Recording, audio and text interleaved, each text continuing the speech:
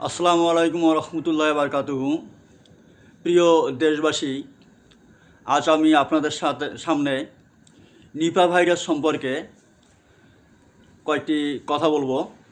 তা এই প্রাণঘাতী নিপা ভাইরাস এমন একটা বিষয় বা এমন একটা ভাইরাস যা এ পর্যন্ত কোনো ভ্যাকসিন বলেন, টিকা বলেন বা কোনো ঔষধ বলেন, কোনো বিজ্ঞানী এই পর্যন্ত এটা আবিষ্কার করতে পারেনি।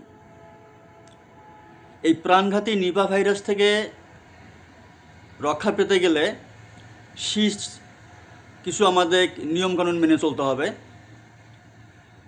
এই শীত ঋতুতে এই নিপা ভাইরাস বেশি দেখা যায়।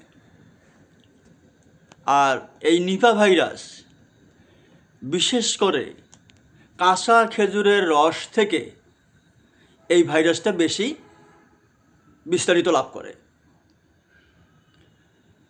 তাই কাঁচা খেজুরের রস থেকে এই ভাইরাসটা বেশি বিস্তার লাভ করে।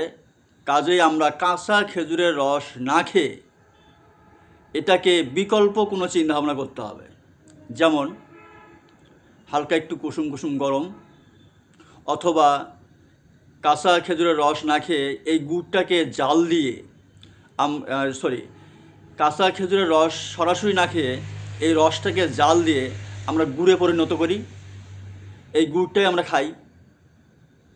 তাহলে এই গুড় আমাদের শারীরিক দিক দিয়ে বা স্বাস্থ্যের দিক দিয়ে অনেকটা উপকারী। বিশেষজ্ঞদের মধ্যে এই রোগের